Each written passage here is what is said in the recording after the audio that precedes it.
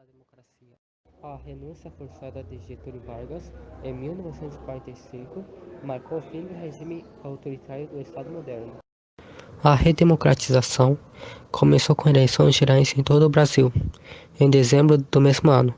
Para a presidência da República foi eleito o general Eulíquio Gaspar Dutra. Foram eleitos deputados federais e senadores com objetivo para compor uma Assembleia Constituinte para o país. Entre os senadores estava o Getúlio Vargas, que não abandonou a vida política e foi eleito com expressivos números de votos.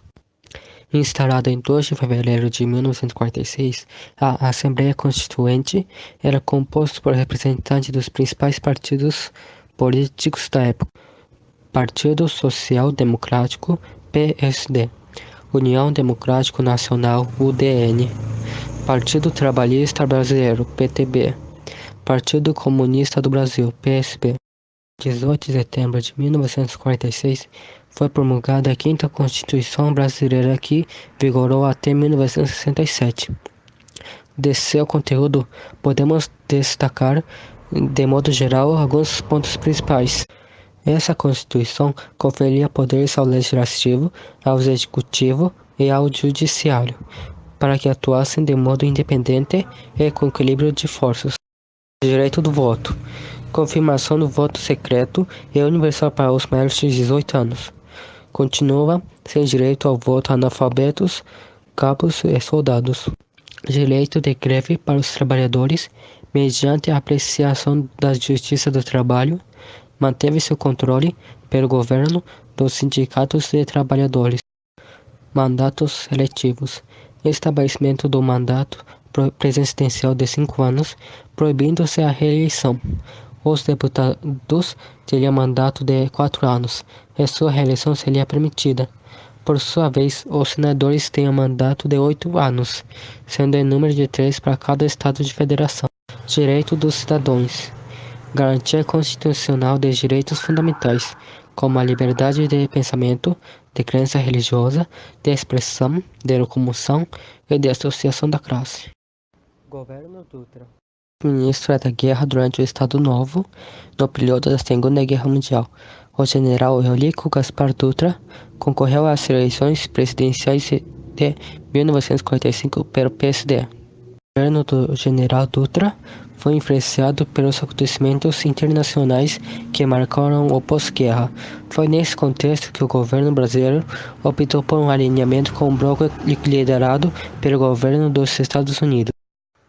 Anticomunismo e autoritarismo. O governo Dutra conseguiu obter decisão do Supremo Tribunal Federal para subir o registro do Partido Comunista. Postos na ilegalidade, todos os parlamentos eleitos por esse partido tiveram seus mandatos cassados, principalmente sobre a acusação de receber dinheiro e orientação da União Soviética. O chefe do governo Dutra defendia que, para combater a inflação, não podia autorizar aumentos salariais. As greves organizadas por trabalhadores espalharam-se, então, por várias regiões dos países. O governo reagiu. Em nome do combate ao comunismo, suspendeu o direito de greve e determinou a prisão de vários líderes operários. Outra medida de impacto foi a proibição dos jogos de azar em todos os países, o que provocou a eliminação de milhares de postos de trabalho ligados a essa atividade. Ao longo da Segunda Guerra Mundial, ainda durante o governo de Getúlio Vargas, as exportações brasileiras tinham superado as importações. Isso permitiu que o governo do Brasil saudasse os compromissos de sua dívida externa e ainda acumulasse milhões de dólares. Assim, o governo Dutra iniciou sua gestação com o país em boa situação financeira. No mandato de Dutra, o nacionalismo econômico da era Vargas seria enfraquecido, adotando-se de modo geral uma política econômica de tendência liberal. Reserva-se, porém, alguns setores considerados prioritários para maior intervenção estatal: saúde, alimentação, transporte e energia, que foi chamado de Plano Saúde. No entanto, esse plano, por falta de recursos e de boa gestão, o plano não foi bem sucedido, mas o governo realizou algumas ações na área por ele, como o combate à malaria em 11 estados e a conclusão da rodovia Rio-São Paulo, denominada Rodovia Presidente Dutra. Governo Vargas, Getúlio e o retorno ao poder. Nas eleições presidenciais para a sucessão de Dutra, Getúlio Vargas concorreu pelo PTB e elegeu-se com 48,7% dos votos. Nessa época, as eleições não eram realizadas em 2 turnos no caso de um dos candidatos não atingir 51% dos votos. O segundo lugar coube ao brigadeiro Eduardo Gomes, da UDN, com 29,7% dos votos. A UDN se tornaria o principal partido de oposição a Vargas. Getúlio dizia que voltava ao poder não apenas como líder político, mas como líder popular. Antes da eleição, para conseguir aliados, procurou apagar sua imagem de ditador do Estado Novo e construir a de homem democrático. E em seu retorno à presidência, retomou e enfatizou 2 diretrizes associadas à sua imagem pública: o nacionalismo econômico e a política trabalhista. O nacionalismo de Vargas. Vargas empenhou-se em realizar um governo nacionalista, afirmando que era preciso atacar a exploração das forças internacionais para que o país conquistasse sua independência econômica. Essa postura foi duramente combatida pelos representantes do governo dos Estados Unidos, pelos dirigentes das empresas estrangeiras instaladas no Brasil e pelos empresários brasileiros associados aos negócios estrangeiros e simpatizantes dos Estados Unidos. No Congresso Nacional e na imprensa, estabeleceu-se um grande debate político sobre o assunto. De um lado, estavam os nacionalistas, que apoiavam o governo. De outro, os internacionalistas, que pretendiam estimular a abertura econômica do país ao capital estrangeiro, e eram, por isso, chamados pejorativamente por seus adversários de entreguistas, indicando que queriam entregar as riquezas do país à livre exploração estrangeira. Neste debate, 2 momentos importantes são apontados: a campanha do petróleo e a lei de lucros extraordinários. Na campanha do petróleo, os nacionalistas queriam que a extração do petróleo no Brasil fosse realizada por uma empresa estatal brasileira e criaram o slogan "O petróleo é nosso". Seus oponentes defendiam a exploração do petróleo por grupos internacionais. A campanha teve um final favorável aos nacionalistas, com a fundação, em 1953, da Petrobras, empresa estatal que obteve o monopólio da extração do petróleo no Brasil, responsabilizando-se também, parcialmente, pelo seu refino. A aprovação da lei que criou a Petrobras foi possível em razão de um acordo político. Os nacionalistas e os adeptos da participação estatal na economia alcançaram a aprovação do monopólio, de importação, de prospecção e de refino. Os liberais e os internacionalistas obtiveram o direito de as refinarias particulares instaladas permanecerem no mercado e a distribuição de derivados ser feita por empresas privadas. Lei de lucros extraordinários. Proposta pelo governo ainda em 1953, limitava em 8% a remessa para o exterior dos lucros das empresas estrangeiras estabelecidas no Brasil. A lei, entretanto, foi barrada no Congresso, devido à pressão de grupos internacionais. O trabalhismo de Vargas. Vargas também retomou sua política trabalhista. Apoiando a industrialização do país, o presidente, em seus discursos, declarava aos trabalhadores urbanos que seu objetivo era a construção de uma verdadeira democracia social e econômica, em que cada um tivesse, além dos direitos políticos, o direito a desfrutar o progresso que ajudava a construir. Coerente com essa promessa, seu governo recuperou significativamente o poder aquisitivo do salário mínimo. Em 1954, Vargas autorizou um aumento de 100% no salário mínimo, atendendo à proposta do ministro do Trabalho, João Goulart. Porém, essa medida provocou enormes protestos entre os grupos representantes dos empresariados. Oposição e crise. Aos patrões descontentes, somaram-se os adversários do nacionalismo, que promoveram intensa reação às políticas de Vargas. Entre eles, destacava-se o governo dos Estados Unidos, que não escondia seu desagrado pela criação da Petrobras e pela lei de lucros extraordinários. Foi nesse contexto que políticos da UDN, partido que liderava a oposição ao governo, e setores ligados ao capital estrangeiro começaram a conspirar para derrubar Vargas. Crime da Rua Toneleiros. Um dos principais líderes oposicionistas era Carlos Lacerda, político vinculado à UDN e diretor do jornal Tribuna da Imprensa. Unindo-se aos políticos, a imprensa de oposição passou a atacar o governo Vargas, acusando-o de corrupção. Em 5 de agosto de 1954, Lacerda foi vítima de um atentado ocorrido na Rua Toneleiros, em Copacabana, na cidade do Rio de Janeiro.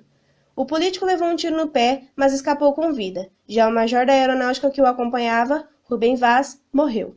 As investigações posteriores ao crime conduzidas pela aeronáutica indicam que o assassino cumpria ordens de Gregório Fortunato, chefe da guarda presidencial.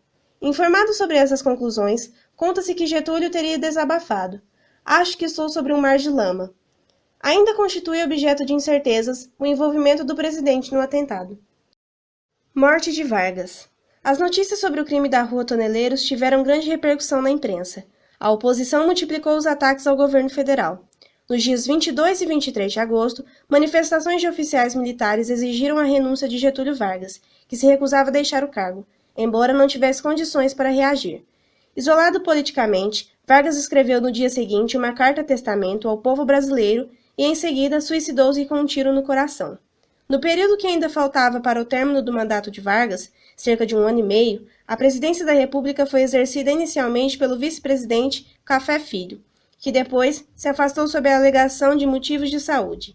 Posteriormente, a presidência foi provisoriamente ocupada por Carlos Luz, presidente da Câmara dos Deputados, e em seguida por Nereu Ramos, presidente do Senado. Vitória na eleição e oposição contrária à posse. Após o suicídio de Getúlio Vargas, seu vice, Café Filho assumiu a presidência, porém se ausentou por motivos de saúde. O sucessor nesse caso seria Carlos Luz, presidente da Câmara dos Deputados. No entanto, o Marechal Henrique Lott suspendeu a presidência dele por suspeitar ser uma ameaça à posse presidencial dos candidatos Juscelino Kubitschek e João Goulart, respectivamente na presidência e vice-presidência da República, coligação PTB-PSD, que haviam ganho as eleições de outubro de 1955. Desse modo, o comando do país ficou por Nereu Ramos. Café Filho uniu-se a golpistas da UDN, União Democrática Nacional, para dar um golpe, juntamente com membros das Forças Armadas. Entretanto, General Lott desarmou a conspiração e garantiu a posse de Juscelino, em janeiro de 1956. Governo de Juscelino. Era um governo populista, que buscava ganhar prestígio popular. No começo de seu governo, JK apresentou ao povo o seu plano de metas, cujo slogan era 50 em 5, ou seja, pretendia desenvolver o país 50 anos em apenas 5 de governo. O plano consistiu no investimento em áreas prioritárias para o desenvolvimento econômico, cujas principais eram educação, agricultura, transporte, energia e indústria. Sua campanha visava o futuro do país, afinal, o Brasil crescia aceleradamente e as metrópoles multiplicavam sua população. Como principais realizações de seu governo, podemos citar construção de usinas hidrelétricas, como a de Furnas e a da de Três Marias, implantação da indústria automobilística, ampliação da extração de petróleo, construção de rodovias e a construção de Brasília, a nova capital do país, arquitetada por Oscar Niemeyer. Milhares de trabalhadores, conhecidos como candangos, e vindo principalmente do Nordeste, se revezavam noite e dia para concluir as obras, ainda no governo de Juscelino. Anos Dourados. A década de 50 ficou conhecida como Anos Dourados, não só pelo desenvolvimento econômico, mas também pelos avanços culturais e modernização do estilo de vida. A ampliação dos meios de comunicação marcou esse período. O teatro e o cinema tiveram fases de grande prosperidade, e a televisão dava seus primeiros passos.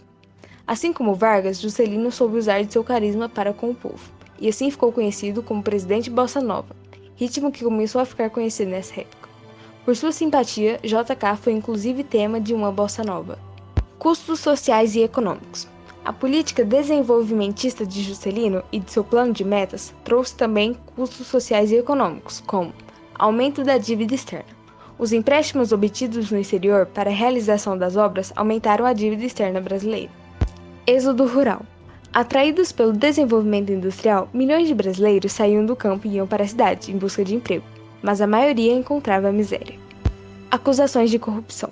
Apesar da estabilidade política do país, JK não escapou de acusações de corrupção por parte de seus opositores, a UDN, principalmente em relação às obras de Brasília. Ao final de seu mandato, houve novas eleições e o novo presidente, que era da oposição, soube explorar as denúncias de corrupção a seu favor durante sua campanha. Governo Jânio. Gestão breve e cheia de surpresas. Jânio da Silva Quadros, político sem grandes vínculos partidários, foi apoiado pela UDN e por outras forças antigetulistas e venceu as eleições para a presidência. Conseguiu a preferência do eleitorado e larga vantagem sobre o segundo colocado. Tomou posse do cargo em 31 de janeiro de 1961, em cerimônia que pela primeira vez se realizou na nova capital do país, Brasília. De acordo com a legislação eleitoral vigente naquele período, o presidente eleito podia ser de uma chapa e o vice-presidente de outra. Foi eleito para a vice-presidência João Goulart, do PTB, adversário de Jânio, o vice, mais conhecido como Jango, era considerado herdeiro político do getulismo. Estilo janista de governar. Jânio chegou à presidência da República coroando uma carreira política rápida e repleta de sucessos. Já tinha exercido sucessivamente os cargos de vereador, deputado, prefeito da capital e governador do estado. Com um estilo político considerado como exibicionista, moralista e demagógico, Jânio conquistou muitos eleitores, prometendo combater a corrupção e varrer a sujeira da administração pública. O símbolo da sua campanha era justamente uma vassoura. Na presidência tomou atitudes que surpreenderam, sobretudo porque se ocupou pessoalmente de assuntos corriqueiros. Por meio de bilhetinhos, dava ordens, como a proibição de lança-perfumes no carnaval, das brigas de galo, das corridas de cavalo nos dias de semana e do uso de biquínis em desfiles de beleza.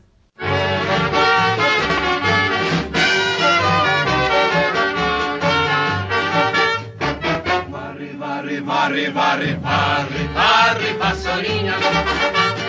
Varre, varre a bandalheira. O povo já está cansado de sofrer dessa maneira. Jânio Quadros é a esperança desse povo abandonado. Jânio Quadros é a certeza de um Brasil moralizado. Alerta, meu irmão, vassoura conterrâneo.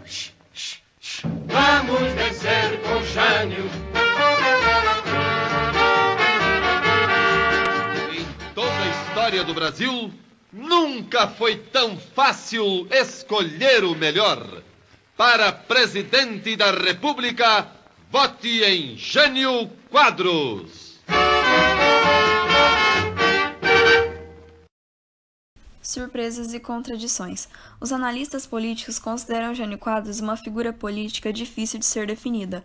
Ele não era de direita nem de esquerda. Por um lado, era contrário ao comunismo e queria manter o país aberto ao capital estrangeiro. Mas, ao mesmo tempo, em plena Guerra Fria, defendia uma política externa independente das pressões das grandes potências e enviou ao Congresso uma restrição de envio de lucros para o exterior e uma lei de regulamentação, e outra lei antitruste, que tem como objetivo evitar a fusão de empresas de um mesmo ramo que tem o propósito de eliminar a concorrência. Foi principalmente no contexto da política exterior e da diplomacia que ocorreram duas decisões que provocaram a crise política de seu governo. Na primeira, Jânio determinou o reatamento das relações diplomáticas do Brasil com a União Soviética e com a China comunista. Tal medida provocou violentas críticas dos partidários da UDN e dos representantes das empresas multinacionais.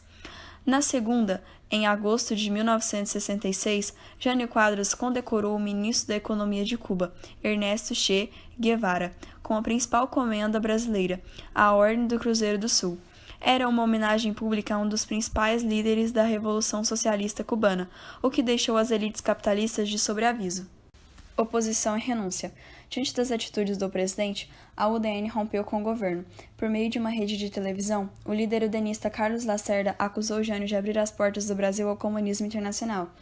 Apesar do prestígio popular, Jânio não contava com forças políticas organizadas na sociedade para sustentá-lo no poder.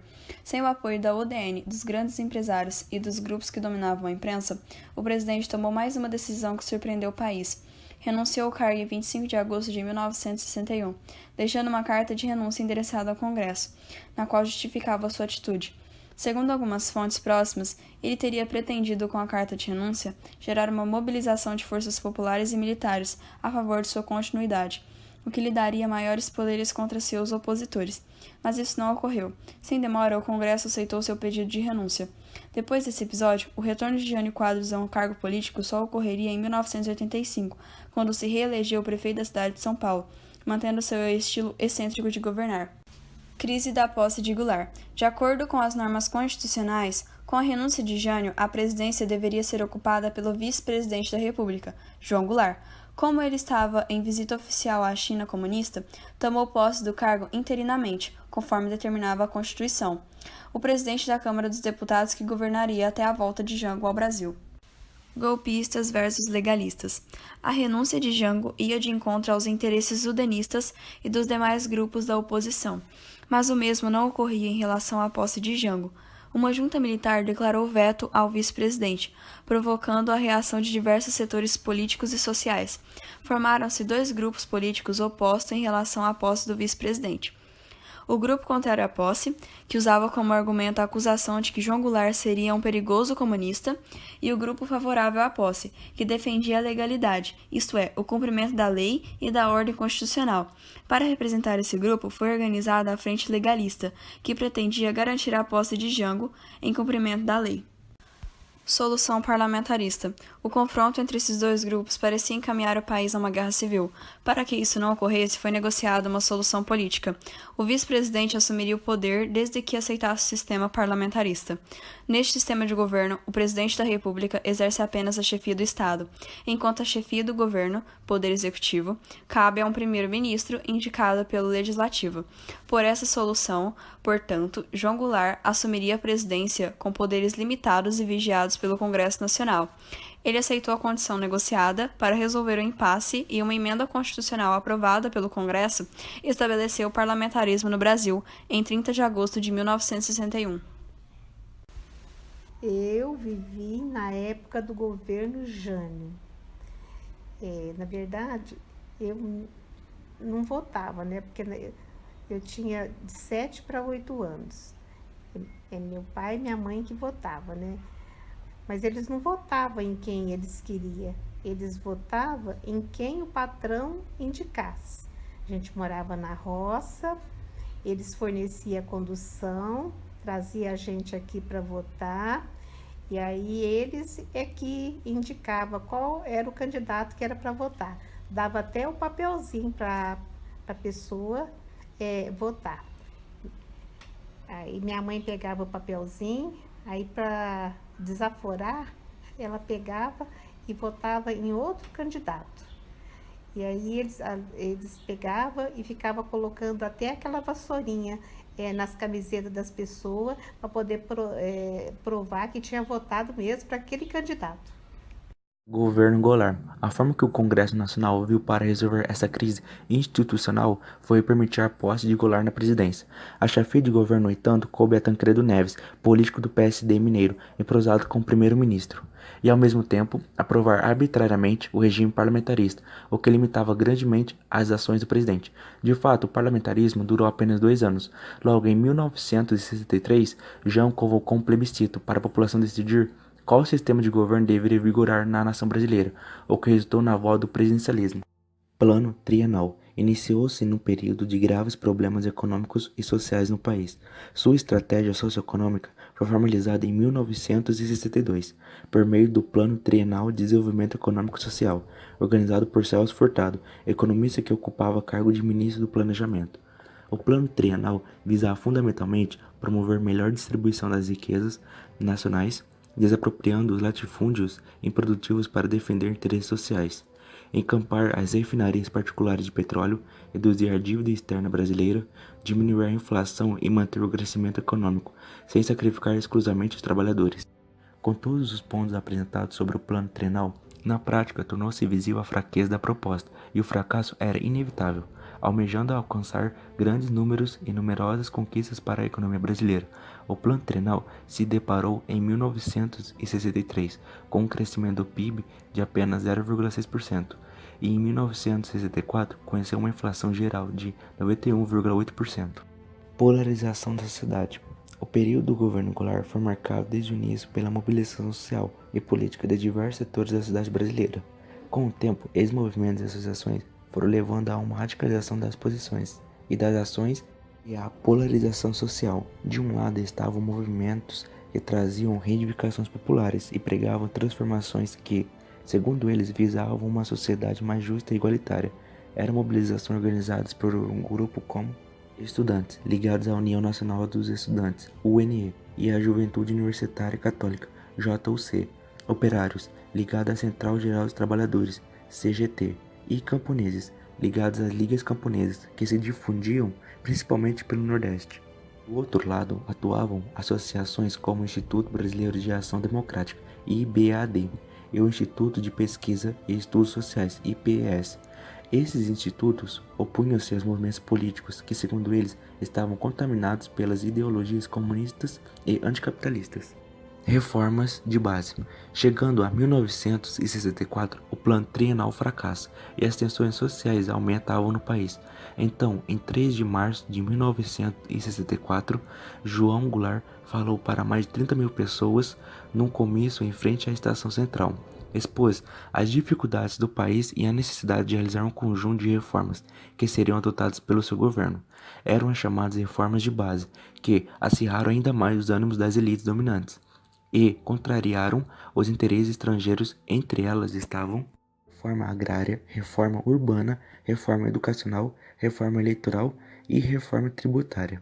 Além das reformas de base, Jango procurou, pela Lei de Remessas de Lucros, limitar o envio de dólares para as empresas multinacionais para o exterior. A aprovação dessa lei provocou forte reação entre os representantes das multinacionais, bem como os grupos políticos defensores dos interesses estrangeiros. Reações às reformas. Alguns setores populares favoráveis ao governo passaram a fazer manifestações em apoio às reformas de base. Paralelamente, as oposições organizaram seus protestos, como a Marcha da Família com Deus pela Liberdade. A agitação política e social intensificou-se no país. Grupos de esquerda e de direita radicalizavam suas posições. Em Brasília, 600 sargentos do Exército e da Aeronáutica ocuparam a tiro suas guarnições para exigir o direito de voto. As rebeliões dos sargentos foi controlada, mas os oficiais militares se assustaram com a indisciplina da tropa e responsabilizaram o governo pelo clima de desordem. Golpe militar. Em 31 de março de 1964, explodiu a rebelião das Forças Armadas contra o governo de João Goulart. O movimento militar teve início em Minas Gerais, apoiado pelo governador mineiro Magalhães Pinto. Rapidamente, os golpistas contaram com a adesão de unidades militares de São Paulo, do Rio Grande do Sul e do antigo estado da Guanabara. Sem condições de resistir ao golpe militar, o presidente João Goulart deixou Brasília em 1º de abril de 1964, passou pelo Rio Grande do Sul e em seguida foi para o Uruguai como exilado político. Era o começo do período de governos militares.